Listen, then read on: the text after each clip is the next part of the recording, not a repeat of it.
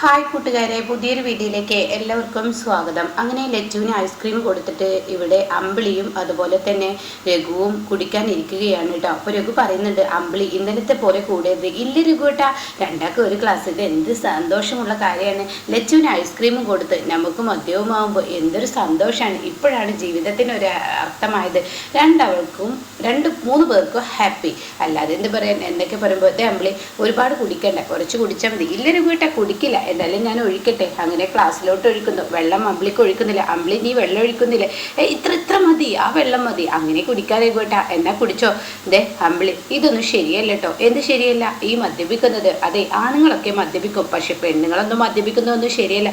അത് രഘുവേട്ടൻ കുടിക്കുമെങ്കിൽ ഞാനും കുടിക്കും, രഘുവേട്ടൻ കുടിക്കുന്നുണ്ടെങ്കിൽ ഞാനും കുടിക്കും എന്നൊക്കെ പറയുമ്പോൾ ഞാനൊരാണല്ലേ, എന്താണെങ്കിലും ഇപ്പോഴാണ് ഞങ്ങൾക്ക് രഘുവേട്ടൻ്റെ സ്നേഹം കിട്ടൽ തുടങ്ങി. അതുകൊണ്ട് ഞാനും കുടിക്കും, രഘുവേട്ടനും കുടിക്കും. അപ്പം അത് കേൾക്കുന്ന രഘു ഇതെന്തോന്ന് കഷ്ടമാണ് എന്ന ലെവലിൽ നിൽക്കണം കേട്ടോ.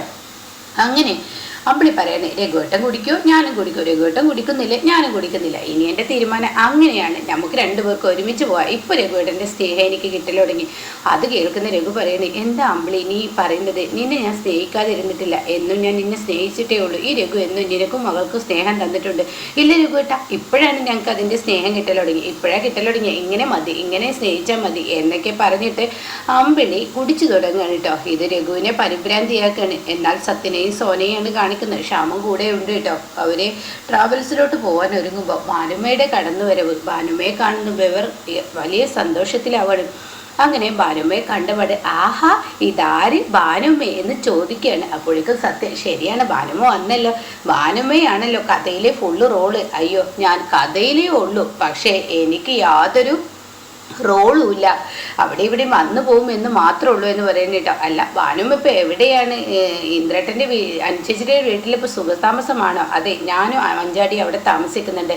അവൾക്ക് എക്സാം ആയതുകൊണ്ട് അവളെയും എന്നെയും ശല്യപ്പെടുത്താൻ വഴിക്ക് ആരും വരുന്നില്ല. അപ്പോൾ ഞങ്ങൾ രണ്ടുപേരും സുഖസുന്ദരമായി അവിടെ ജീവിച്ചു പോവുകയാണ്. അതെ, എവിടെ സുശീല? അമ്മ കുളിക്കുകയാണ്, അമ്മയെ കാണേണ്ട ഒരു ആവശ്യമുണ്ട്. എന്തായാലും സോനെ, നീ ഭാനുമ്മയ്ക്ക് എന്തെങ്കിലുമൊക്കെ എടുത്തു കൊടുക്കുക, ഞങ്ങൾ എന്തായാലും ട്രാവൽസിലോട്ട് പോട്ടെ. അയ്യോ നിങ്ങൾ പോവല്ലേ, നിങ്ങളിവിടെ ആവശ്യമുണ്ട്, ഒരു കാര്യം സംസാരിക്കണം, നിന്റെ അമ്മയും കൂടി വരട്ടെ. അത് കേട്ടോടെ തന്നെ സത്യം ചോദിക്കുക, എന്താ അമ്മയോട് ഇത്ര പറയാനുള്ളത്? അപ്പോൾ ശ്യാമ ചോദിക്കുക, എന്താണ്? അത് കേട്ടോടെ തന്നെ പറയാണ്, നിങ്ങളോടും കൂടി പറയാനുള്ളത്. ഞാനൊരു കാര്യം പറഞ്ഞു, അതിനെക്കുറിച്ച് അന്വേഷിക്കാനാണ് വന്നത്. അത് കേൾക്കുന്ന സത്യം പറഞ്ഞ്, എന്ത് കാര്യമാണ് അറിഞ്ഞത്? വനവ ഞങ്ങളോട് കൂടി പറഞ്ഞിട്ട് പോയാൽ മതി, അമ്മയുടെ അരികിലോട്ട്. അങ്ങനെ തൻ്റെ കയ്യിലിരിക്കുന്ന ആ പാത്രം നികർത്തി ശേഖരൻ്റെ ഫോട്ടോ കാണിച്ചു കൊടുക്കുകയാണ് കേട്ടോ. എന്നിട്ട് സത്യനോട് സോനയോടും പറയണേ, ഇത് ആരാണെന്ന് നിങ്ങൾക്കറിയോ? ഇത് ഇവിടെ അറിയുന്ന രണ്ട് പേരുണ്ട്, അതായത് ഇന്ദ്രനും ഈ പറയുന്ന സുശീലെ, അവരോട് ചോദിക്കാനാണ് ഞാൻ വന്നത്. മുമ്പ് ഞാൻ ഈ പേരും കേട്ടിട്ടുണ്ട്, മുമ്പ് ഞാൻ ഇയാളെ കണ്ടിട്ടുമുണ്ട്, അതുകൊണ്ട് മാത്രമാണ് ഞാൻ ഇങ്ങോട്ടേക്ക് വന്നത്. അത് കേൾക്കുന്നതിനോട് കൂടി ഇതാരാ ഞങ്ങൾ ഇത് ഇങ്ങനെ ഭ്രാന്തനെന്ന് പറഞ്ഞ് അങ്ങനെയൊക്കെ പറയുമ്പോൾ, അയ്യോ ഇത് ഭ്രാന്തനും ആരുമല്ല, സുശീലയുടെ ഭർത്താവാണിത്. എന്ത്, സുശീലയുടെ ഭർത്താവോ? അതെ, നിങ്ങളുടെയൊക്കെയോ അച്ഛൻ, സത്യൻ്റെയും സോനയുടെയും അച്ഛനാണ് ഈ നിൽക്കുന്ന ശേഖരൻ. അപ്പോൾ ശ്യാമു പറയണേ, അതെ ഒരാളെ പോലെ 7 പേരുണ്ടാവില്ലേ, അതുകൊണ്ടാണ് ഇവിടെ ഇയാൾ വന്നതാണ്, ഞങ്ങൾ ഇതിനു മുന്നേ വെച്ച് കണ്ടതുമാണ്. അമ്മ ഭ്രാന്തൻ എന്ന് പറഞ്ഞ് ആട്ടി ഓടിക്കുകയാണ് ചെയ്തത്. അതൊന്നും എനിക്കറിയില്ല. ഒരാളെ പോലെ 7 പേരുണ്ടാവും, പക്ഷെ ഒരാൾ തന്നെ പേരായിട്ട് 7 പേരുണ്ടാവില്ലല്ലോ. അത് ശേഖരൻ തന്നെയാണ്. ശേഖരനെ എനിക്ക് നന്നായി അറിയാം, മുമ്പ് ഞാൻ അവിടെ ഇവിടെയൊക്കെ വെച്ചിട്ട് കണ്ടിട്ടുണ്ട്. അന്ന് ശേഖരൻ നല്ല സുന്ദരനും സുമുഖനുമായിരുന്നു. എന്നാൽ ഇന്ന് അങ്ങനെയല്ല, ഇന്ന് ശേഖരൻ അതില്ല. അപ്പോൾ അതുകൊണ്ട് തന്നെ വയസ്സായതിൻ്റെ ആ ഒരു ബുദ്ധിമുട്ടുണ്ട്. 24 മണിക്കൂറും മദ്യപിക്കുന്ന ഒരു ശേഖരനായിരുന്നു. എന്നാൽ ഇന്ന് ഇയാളെ കണ്ടപ്പോൾ എനിക്ക് നിങ്ങളോട് ഇക്കാര്യം വന്ന് പറയണം, സുശീലയോട് സംശയം തീർക്കണം, നിങ്ങളെ പത്രം കണ്ടിട്ടില്ലെങ്കിലോ എന്ന് കരുതിയാണ് ഞാനിങ്ങോട്ടേക്ക് വന്നത്. അത് കേൾക്കുന്ന ഇവരൊക്കെ അന്തം വിട്ട് നോക്കി നിൽക്കണം കേട്ടോ. എന്താ ഭാനുമ്മയെ പറയുന്നത്? ഞങ്ങളുടെ അച്ഛനെ ഇവിടെ നിന്ന് ഭ്രാന്തൻ എന്ന് പറഞ്ഞ് ഓടിപ്പിച്ച് വിട്ടത് എന്നൊക്കെ ഇങ്ങനെ പറയുന്നുണ്ട് കേട്ടോ.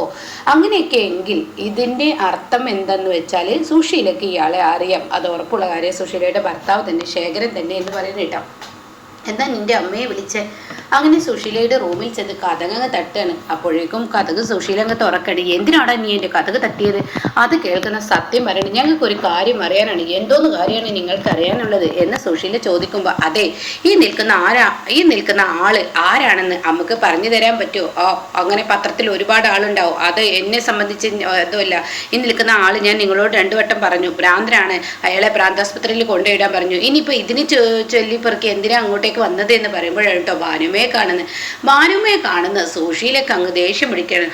അപ്പൊ കഥയിൽ കളിച്ചത് ഇയാളെയാണില്ലേ, ഇവരാണില്ലേ, ഇവരാണില്ലേ കളിച്ചത്. ആടി നീ ഭ്രാന്തനെന്ന് തള്ളിവിട്ടത് നിന്റെ ഭർത്താവായത് കൊണ്ടല്ലേ. അതെ, എനിക്ക് അങ്ങനെ ഒരു ഭർത്താവുമില്ല, എനിക്ക് അങ്ങനെ ഒരാളും അറിയത്തില്ല. അതെ, ഞാൻ നിങ്ങളോട് എന്താ പറഞ്ഞത്, ഈ സുശീല പറഞ്ഞത് അതൊരു ഭ്രാന്തനാണെന്ന്. ഇനി ഇതിനെ ചുറ്റിപ്പറ്റി ഇവിടെ ആരും ചോദ്യം ചെയ്യാനോ അതോ നിങ്ങളെ കുത്തിപ്പൊക്കി ഇങ്ങോട്ടേക്ക് ആരെങ്കിലും വിട്ടതാണോ എന്ന് ചോദിക്കുമ്പോൾ അയ്യോ ഞാൻ ആരെയും ചോദ്യം ചെയ്യുകയോ ഞാൻ ഇങ്ങോട്ടേക്ക് വിടുകയോ ഒന്നും ചെയ്തിട്ടില്ല എന്ന് പറയാം കേട്ടോ. ആ സമയം ഈ വാക്കുകൾ കേൾക്കുമ്പോൾ ഉടൻ തന്നെ സത്യനും സോനയും ഇങ്ങനെ അന്തം വിട്ട് നോക്കി നിൽക്കുകയാണ്. അങ്ങനെ അവിടെ നിന്നു അതും പറഞ്ഞിട്ട് തൻ്റെ മൊബൈലെടുത്ത് പെട്ടെന്ന് ആ വീട്ടിൽ നിന്ന് വെളിയിൽ ഇറങ്ങുമ്പോൾ സുശീല ഉടൻ തന്നെ സുശീലയെ വിളിക്കുകയാണ് ഭാനുമ. സുശീല ഒന്ന് അവിടെ നിന്നേ അങ്ങനെ നിർത്തുകയാണ് കേട്ടോ. അപ്പോൾ ഇനി പറയുന്ന ആളെ നിനക്കറിയില്ല. അതെ, നിങ്ങൾ ഈ ഉദ്ദേശിച്ചത് എൻ്റെ ഭർത്താവല്ലേ. എൻ്റെ ഭർത്താവ് മുമ്പ് എങ്ങോ മരിച്ചുപോയി. ഇപ്പോഴയാൾ എവിടുന്നോ തേടി വന്ന ഒരു ഭ്രാന്തനാണ്. അങ്ങനെ പറയാനേ എനിക്ക് കഴിയുള്ളൂ. നല്ലപ്പം കാലത്ത് അയാൾ എന്നെ നോക്കുകയോ പിടിക്കുകയോ എൻ്റെ കുട്ടികളെ തനിയാക്കി ഇട്ടു പോവുകയും ചെയ്ത ആ മനുഷ്യനെ ഇനി എൻ്റെ ഭർത്താവായി സ്വീകരിക്കാൻ എനിക്ക് പറ്റത്തില്ല. പിന്നെ സുശീല സ്വീകരിക്കാത്തോടത്തോളം ഇവർക്ക് അവിടെ കയറ്റാനും പറ്റില്ല. അങ്ങനെ കയറ്റിയവർക്ക് ഇവിടെ ജീവിതമില്ല എന്ന് സുശീല പറഞ്ഞിട്ട് പോകുമ്പോൾ ഉടൻ തന്നെ സത്യനും സോനയും ആകെ പകച്ചു പോകണം കേട്ടോ. ഈശ്വര എന്നുള്ള ഭാവത്തിൽ നിൽക്കുകയാണ്. അത് തൻ്റെ അച്ഛനായിരുന്നു എന്ന സത്യം അവർ മനസ്സിലാക്കാണ്. ഇതേ സമയം സുശീലയുടെ വായിൽ നിന്ന് തന്നെ എല്ലാ സത്യങ്ങളും വെളിയിൽ വീണല്ലോ. അങ്ങനെ സത്യൻ ഇങ്ങനെ നിൽക്കുകയാണ്. അപ്പോൾ മക്കളെ, ഇതിനെക്കുറിച്ചൊക്കെ ഇന്ദ്രനെ അറിയാമോ എന്നിങ്ങനെ ചോദിക്കുന്നുണ്ട്. അപ്പോൾ ആ സമയം ഇന്ദ്രട്ട എല്ലാം അറിഞ്ഞിട്ടുണ്ടെന്ന് തോന്നുന്നു. പക്ഷേ ഇന്ദ്രട്ട ഇതിനെക്കുറിച്ച് ഒരു വാക്ക് ഞങ്ങളോട് മിണ്ടുക ഒന്നും ചെയ്തില്ല എന്ന് പറയാണ്. ആ സമയം ഭാനുമയുടെ കയ്യിൽ സത്യം പൈസ കൊടുത്തിട്ട് സോനിയ ഭാനുമക്ക് ചായ എന്തെങ്കിലും കൊടുത്ത് ഞങ്ങൾ പോട്ടെ, ട്രാവൽസിൽ പോകാൻ നേരം വഴുകിയെന്ന് പറഞ്ഞിട്ട് അവർ ഇറങ്ങി പോകുന്നുണ്ട് കേട്ടോ. പിന്നീട് സോന ആകെ ധരിച്ച് നിൽക്കുകയാണ്. എന്നാൽ ഈ സമയം കാണിക്കുന്നത് അനുപമ ദാസിൻ്റെ വീട്ടിലെത്തിയിരിക്കുകയാണ്. അപ്പോൾ എവിടെ മോളെ, ഇന്ദ്രട്ട ലോഡ് വന്നിട്ടുണ്ടെന്ന് പറഞ്ഞ് അമ്പലത്തിലോട്ട് പോയ ഞങ്ങൾ ഇങ്ങോട്ടേക്ക് തിരിക്കേണ്ടി വന്നു. ഞാൻ ഭാനുമയുടെ വീട്ടിലോട്ടാണ് പോകുന്നതെന്ന് പറഞ്ഞിട്ട് അങ്ങോട്ടേക്ക് പോയിരിക്കുകയാണ്. ഇന്ദ്രേട്ടനാണെങ്കിൽ കടയിലോട്ടും പോയി. എന്തായി നീ ദാസ് ചോദിക്കുകയാണ്, എന്തായി നീ ശേഖരൻ്റെ കാര്യം എന്തെങ്കിലും ഇന്ദ്രനോട് പറഞ്ഞു എന്ന് ചോദിക്കുമ്പോൾ ഉടനെ തന്നെ ഞാൻ പറഞ്ഞു, പക്ഷേ അങ്ങയുടെ മനസ്സിൽ യാതൊരു ഇടവും ഇല്ല, അങ്ങേർക്ക് അങ്ങനെ ഒരു നന്മയൊന്നും ഇല്ല, അങ്ങേര് ഇതിനോട് അത്ര യോജിക്കുന്നില്ല എന്ന് പറയുമ്പോൾ ഇന്ദ്രനൊരു നന്മയുള്ള വ്യക്തിയായിരുന്നല്ലോ, ഇന്ദ്രന് എന്താ ഇങ്ങനെ ഇപ്പോൾ ഒരു മനോസ്ഥിതി വരാൻ കാരണം അതെന്താന്ന് പറ എന്നൊക്കെ ഇങ്ങനെ പറയുമ്പോൾ ഉടനെ പറയാണ്, അത് ഇന്ദ്രേട്ടനെ ചെറുപ്പത്തിലെ അച്ഛനെ ഉപേക്ഷിച്ച് പോയതും മാത്രമല്ല ഇനിയിപ്പോൾ ആ വീട്ടിലോട്ട് അമ്മ ഇങ്ങനെ വെള്ളം വെച്ച് നിൽക്കുമ്പോൾ ആ വീട്ടിലോട്ട് അച്ഛനെ പിടിച്ച് കയറ്റിയാൽ ഇനി വീണ്ടും ഒരു വഴക്ക് തുടങ്ങും, കുടുംബത്തിൻ്റെ സ്വസ്ഥതയും സമാധാനം നഷ്ടപ്പെടുമെന്ന് ആലോചിച്ചിട്ടായിരിക്കും ഇന്ദ്രേട്ടൻ ഇപ്പോൾ അത് കണ്ടില്ലെന്ന് നടിക്കുന്നത്.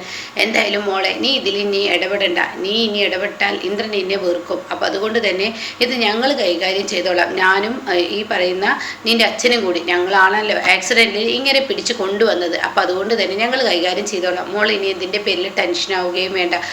അപ്പോൾ ഉടനെ തന്നെ ഞാനും ഭാനുമയുടെ വീട്ടിലെന്ന് പറഞ്ഞിട്ടാണ് പോയത്, ഈ വീട്ടിലോട്ട് വരുന്നതെന്ന് പറഞ്ഞ് സംശയം ഇന്ദ്രേട്ടന് തോന്നും, അതുകൊണ്ടാണ് എന്നൊക്കെ പറയുമ്പോൾ ഉടൻ തന്നെ പറയുന്നുണ്ട്, ആയിക്കോട്ടെ ഞങ്ങൾ സംസാരിച്ചത് വേണ്ട രീതിയിൽ കൈകാര്യം ചെയ്തോളാം, എന്തായാലും ഇന്ദ്രേട്ടൻ അച്ഛനെ വല്ലയിടത്തും കൊണ്ടാക്കുന്നതിൽ എനിക്ക് യോജിപ്പില്ല. ആ മനുഷ്യൻ കുടുംബം നോക്കാൻ വേണ്ടിയാണല്ലോ നാട് വിട്ടത്, ആ മനുഷ്യൻ കുടുംബം നോക്കാൻ വേണ്ടിയാണല്ലോ നാട് വിട്ടത് കൊണ്ടാണല്ലോ അങ്ങേർക്ക് ഇതൊക്കെ ബുദ്ധിമുട്ടുകളും വിഷമങ്ങളും ഒക്കെ വന്നത്. അപ്പോൾ അതുകൊണ്ട് തന്നെ അങ്ങേരെ ഇനി വിഷമിപ്പിക്കാൻ പാടില്ലെന്നൊക്കെ പറയുന്നുണ്ട് കേട്ടോ. അപ്പോൾ അതുകൊണ്ട് ഇന്ദ്രേട്ടൻ്റെ അച്ഛനെ ഇന്ദ്രേട്ടൻ്റെ വീട്ടിലോട്ട് തന്നെ കൊണ്ടുപോകണം എന്ന് അനുപമയുടെയും ന്യായം കേട്ടോ. അപ്പോൾ ഇങ്ങനെയൊക്കെയുള്ളൊരു എപ്പിസോഡാണ് ഇപ്പോൾ വന്നിരിക്കുന്നത് കേട്ടോ.